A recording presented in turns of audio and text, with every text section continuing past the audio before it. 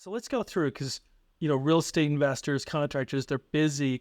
They're like, how do we do all this stuff? Because it does sound daunting, like all of these like EINs and we have to set up everything correctly. Even the naming of it. I mean, everything I hear, the research I've done is like, if it's real estate investing, don't put that in your name. Yeah. Make it a management. How can they do, they don't need probably all of this because a lot of these people Let's break it down to 5 things. Let's break it down to 5 simple steps that we can do to at least get started and get started correctly. So step number 1, we make sure that our personal credit is setting us up for success. That's it. Right. Whatever that looks like for each individual person, that's fine. So personal credit setting us up for success.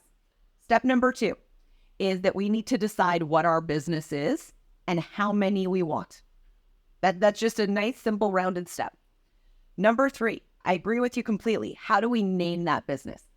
I'm a fan of, from both long-term estate planning. I have kiddos. I know you have kiddos.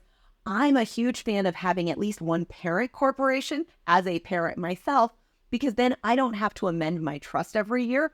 I can simply reallocate shares to my kiddos. That's a whole other conversation, and I promise we will have that one. But I like the idea of my main parent company being my family name. So for me, or like enterprises, great, that's fine. It has no direction, but it also has no risk. Yep. And I don't know, have you done that with yours? I have multiple DBAs. I think the other thing I have seen, and as people go through this, especially in our business, people who do flips. So they do 3 flips a year. So they get 50, 60, 80 grand into an account 3 times a year. And banks look at it going like, I just don't understand that. That's just too many lump sums. It is better for them to have an account for their property. The 50, 70, 80 grand goes in there. And then they have a parent company where every month 10 grand goes in of that. It smooths everything out for the bank. So you have to understand how they think and what they do too. So having those multiple companies and multiple bank accounts looks better when you go to get financing, especially from the traditional side too. Yeah. And that's where like the actual company, especially that starter one, can be as broad as we want to make it. And it's a good thing. Honestly, I think everyone should have some form of a company that is theirs. Yep. Okay. So we've got personal credit. Yep. We've got the idea of knowing that we have a company. Number 3 is establishing that company. And in that same establishment, as we're looking at the name, is also the EIN. So we're going to register that company through a Secretary of State and make sure that it's operating. Now, ideal Secretaries of State from a tax and overall advice that we probably see on the web is either Delaware, Nevada, or Wyoming. Those are the 3 states that it is ideal.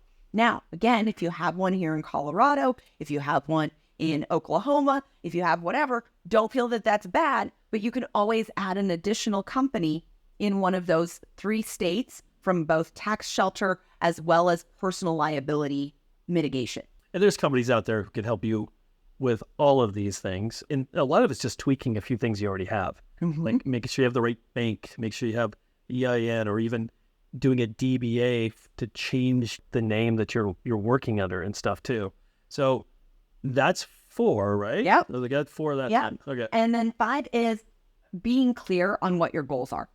I think that that's the best place to start. Because if we're not clear on our goals, if we don't know where we want to take this, then all we're doing is filling out checklists and making more work, and it becomes daunting. Whereas if we can say, here's the goal. The goal is I'm going to buy 5 more properties this year.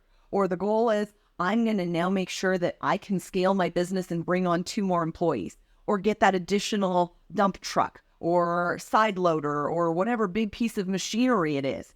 If that's a set goal, and now it's not just that the goal is to do it in my company name. And now we can work backwards from that, because we can start looking at which banks offer that, which banks are going to be most likely to accept it, and how do we fit ourselves into their box. And even I know in the past we've got through even vendors, because if you're a contractor, like setting up an account, a charge account, different than a revolving account, like with Home Depot, with Lowe's, with a gas company, those things will help you build business credit if you do it right. Yeah. But just make sure you're getting into these charge accounts that will help you grow your business, and in the same time grow your business credit score or business score as you go through it. So if you know where you're going, you're not going to be adding all these different accounts that people, go on like Quill and everything else that have nothing to do with your business. Have a straight line. I want to be really intentional with things that work for us, not that become additional work for us. Because we want to get to the 80 on the Dun and Bradstreet number, because that opens up. And I love that you brought up the Home Depot and Lowe's, because guess what? It's interesting. From a retail, I'm going to go shop, they're the same company. Okay. However, from a credit sense, Home Depot to offer a commercial card has to see almost a full year track record of having a business registered on a phone number and having transactions. That has nothing to do with credit, but you have to have a business Home Depot access, like loyalty number almost, so to speak. Oh, wow. For a year.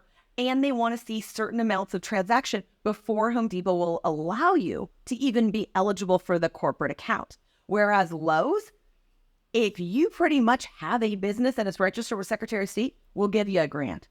And that's important to set these things up, because this helps the migration from the personal to the business, because we're trying to build, just like we did over here, personal credit. We're trying to build business credit that will open up more doors, more, even on the real estate side, someday getting a non-recourse loan on your building or a property.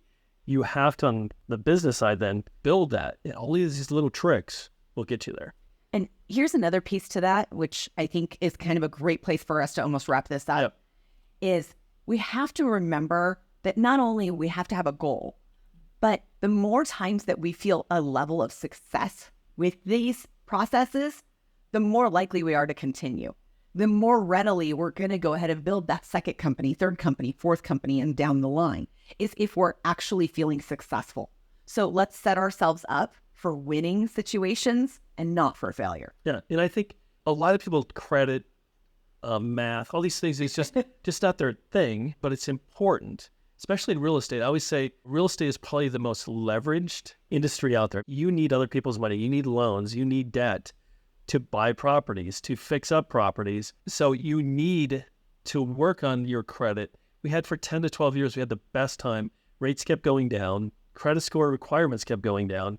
Things have changed. We have to change with them. We have to change with the new guidelines. And that's what it's about, is just setting it up correctly, taking the steps to get there, and the quickest steps. In 30, 60, 90 days, how can I be better? Yeah. And it's always before you're needing the funds. Yep. The sooner we start, the sooner we get this stuff moving, the better. Because I can't even begin to tell you how many business owners I talk to on a weekly basis that are now trying to scale and now needing inventory or creating their own product that they want to white label or whatever else it is. And they're coming to me and going, okay, I've read Dave Ramsey. I'm gold. I've paid cash for everything. Now I need to borrow $2 million. And I'm like, so you're going to hate me. Guess what? You need to go open 5 credit cards personally. Yep. If you want to play the credit card game, the credit game, the leverage game, you need to create a leverage profile, which is the credit reports, the DMB, and all that stuff. If you want to be debt-free, that's great. Credit and debt aren't equal. Yeah. They are not. Credit and debt do not have to be equal in any way, shape, or form. But we have to play the game to win it. Yep. You have to know the rules, and you have to play it to get you in the best position to get you the best money.